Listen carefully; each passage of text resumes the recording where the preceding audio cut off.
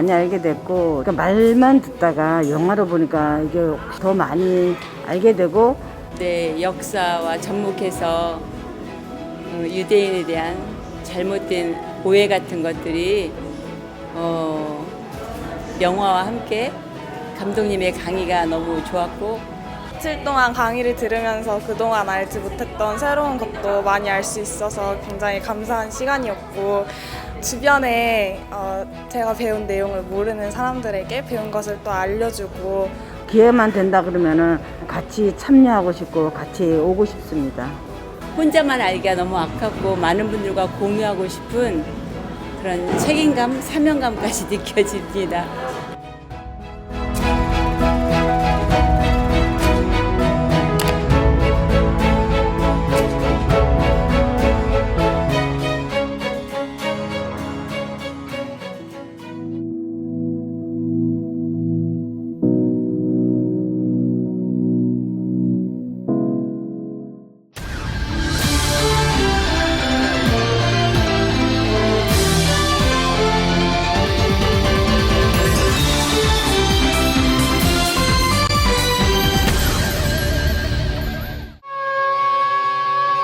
This week on Jerusalem Dateline, 20 years after a deadly terror attack, Palestinian accomplices get a pay raise. And a major victory against terrorism with the killing of Al-Qaeda's leader. Plus, Ukrainian orphan refugees in Israel get a surprise visit from home. And a 2,000-year-old silver coin brings the past to life. All this and more this week on Jerusalem Dateline.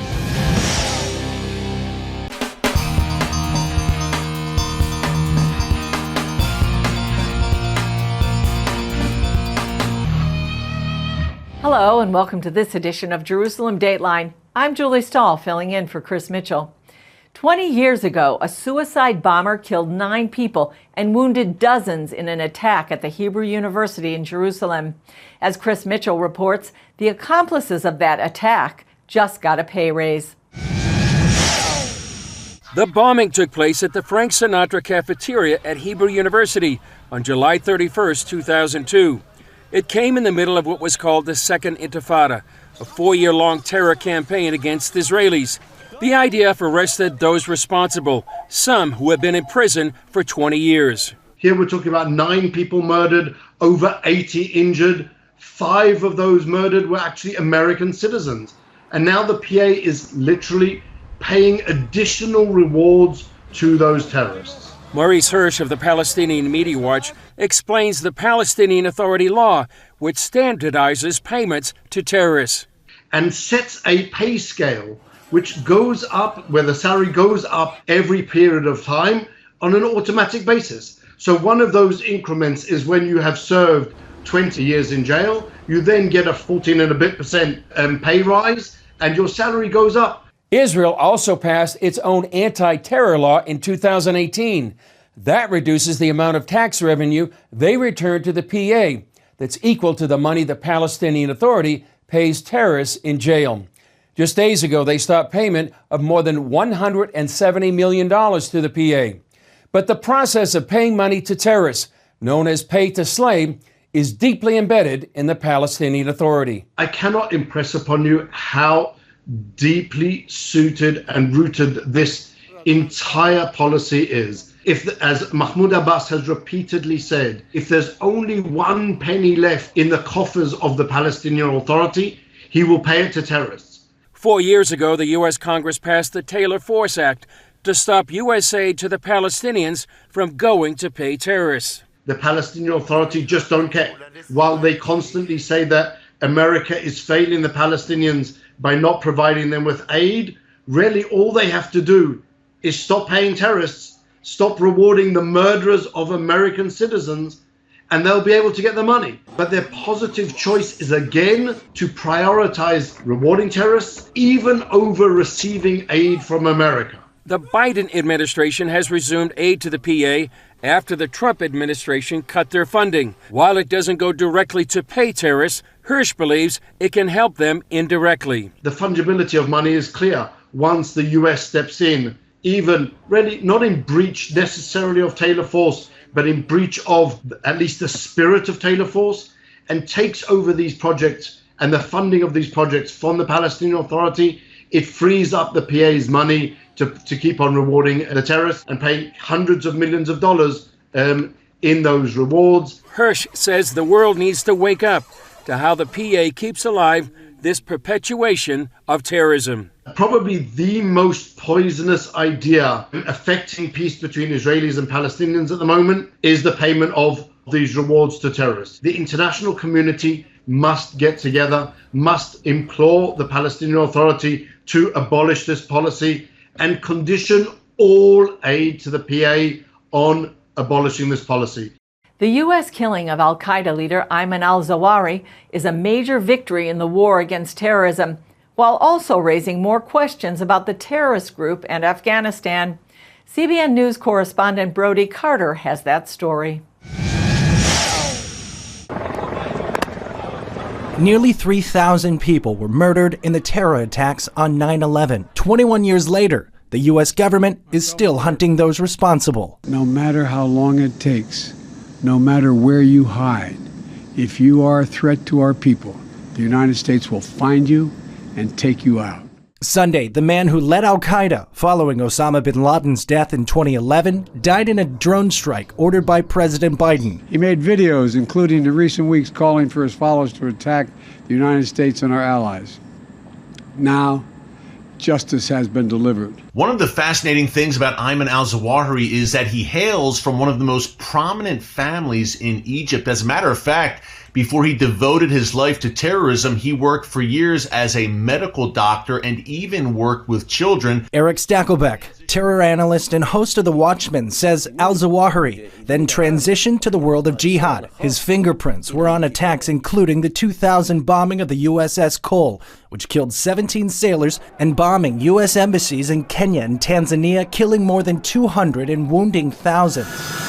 This strike inside Afghanistan comes a year after the chaotic U.S. retreat from the country. My fellow Americans, the war in Afghanistan is now over. Still, analysts like Stakelbeck worry our absence left a vacuum likely filled by various terror groups. The terror threat is not over because of that hasty withdrawal will once again become a terror safe haven is very real. As U.S. intelligence keeps a watchful eye on the region, many wonder what's next. Who is the successor to Ayman al-Zawahiri? Who is the next jihadi to lead al-Qaeda? And right now, the prime candidate appears to be a guy by the name of Saif al-Adel. Now, like Zawahiri, he is an Egyptian, but the interesting wrinkle here is that he currently lives in Iran.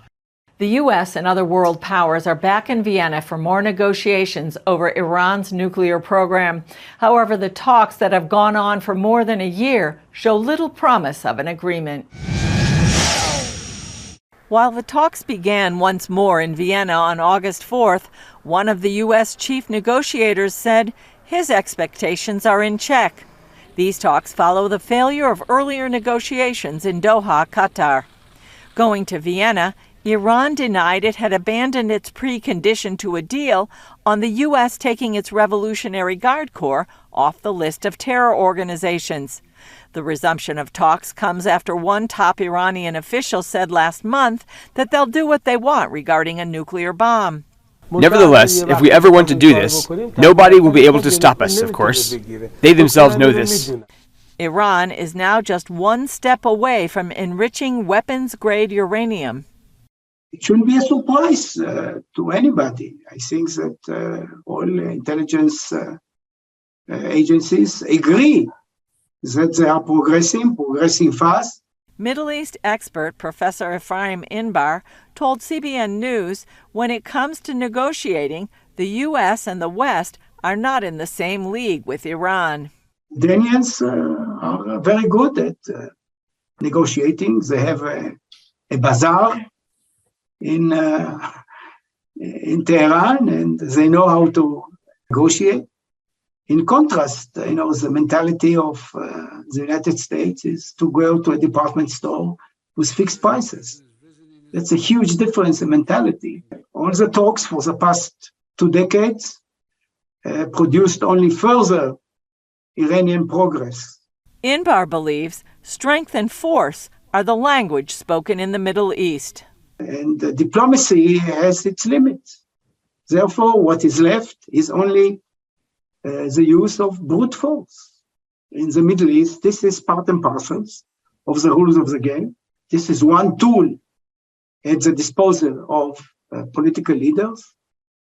And in this case, I think it is a pity that it was not implemented before.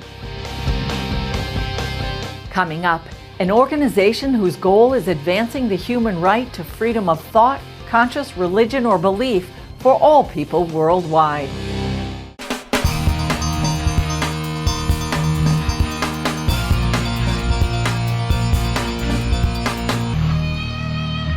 Tina Ramirez is founder and president of Hardwired Global, an organization dedicated to advancing the human right to freedom of thought, conscious religion, or belief for all people worldwide. CBN News Middle East Bureau Chief Chris Mitchell talked with Ramirez in Jerusalem following her recent trip to Iraq. Well, Tina Ramirez from Hardwired, thanks for joining us here at CBN News. It's great to be with you, Chris. Yeah. Thank you for having me. You're here in Jerusalem now, but you just came from Iraq. Tell us what it's like now. We've been there many years ago when ISIS had risen and taken over many parts of northern Iraq and Syria as well. Tell us what it's like now.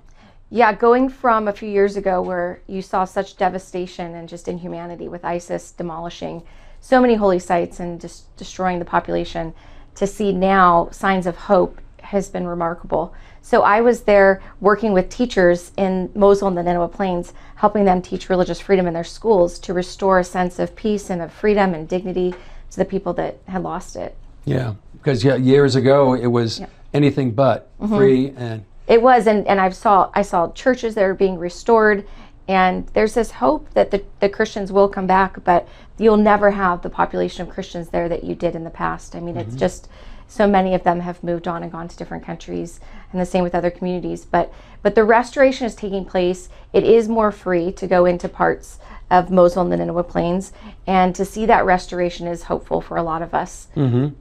We were in Mosul a long time ago, and it was almost surreal, the devastation at the time. Tell us what it's like now.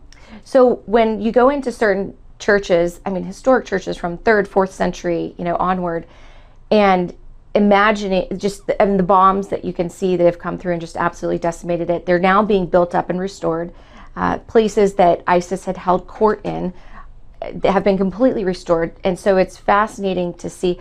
But in some of the churches, they can't restore parts of the wall. So in the Mar Benham and the Mar Sarah monasteries that I've written about in my book on Iraq, you can't even replace the crosses and the crucifixes that have been taken off of everything by ISIS, because they were made into stone, and so they don't have the ability to restore some of those things. So if there's somebody out there that knows how, I'm sure they would love it. But there's you still see the remnants of what Daesh left, but there is hope because there is that restoration taking place and people coming back. Yeah, and tell us why you were there, and tell us about your organization, Hardwired. So my organization is Hardwired Global, and we believe that everyone is hardwired to be free, that it's ingrained in us, and our most fundamental freedom is our freedom to worship and to our freedom of conscience.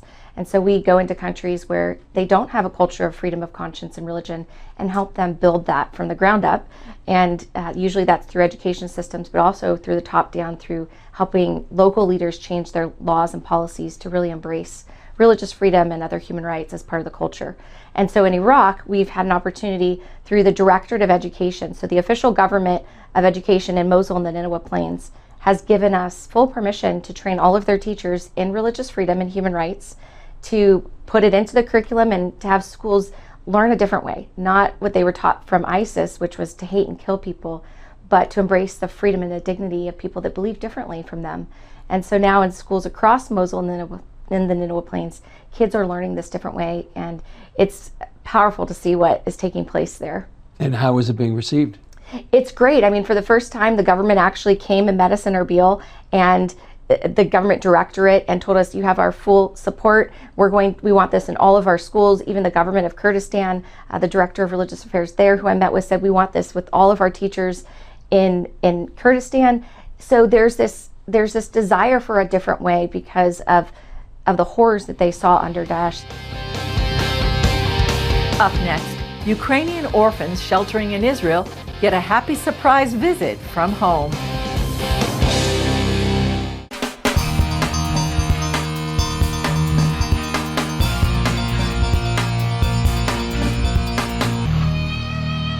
We have some good news this week. Last week we told you about 10 Orphans Promise workers who were kidnapped in Ukraine. Well, they've been set free, unharmed. Praise God and thank you for your prayers.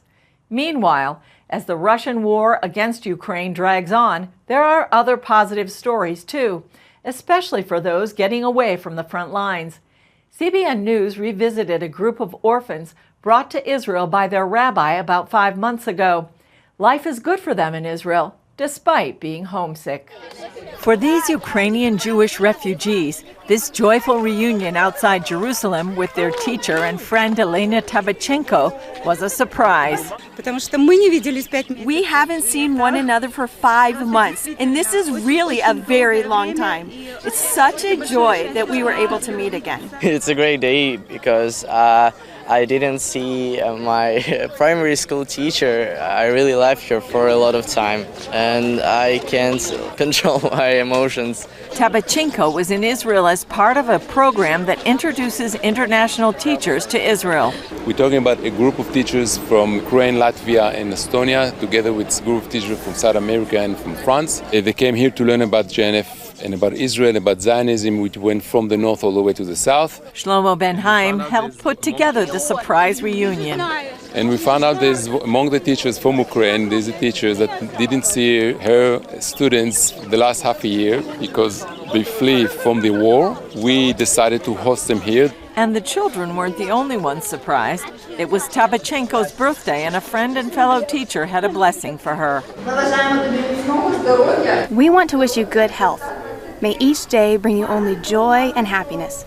May your family, your children, only bring you joy. May there be peace in our land. A great joy and probably one of the biggest gifts for a teacher who is far away from her students is to meet the children, the parents, and the colleagues on my birthday.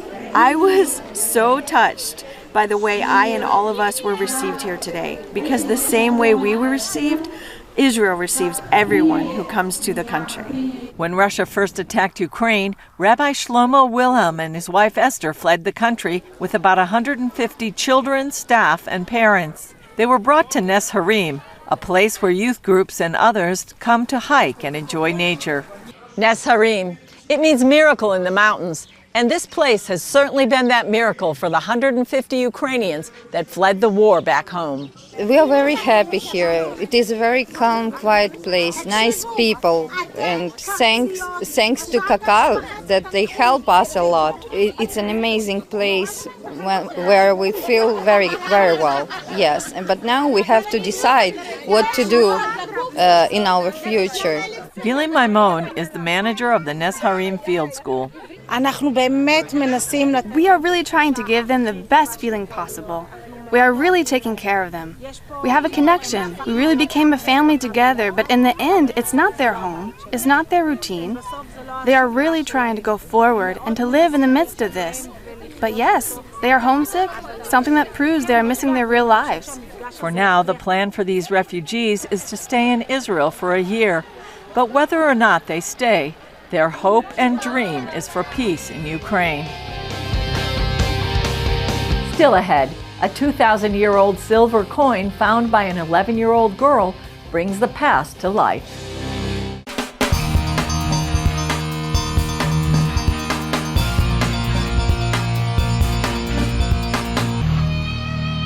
Here's a story we did some months ago about an 11-year-old girl who made a significant archaeological find in Israel.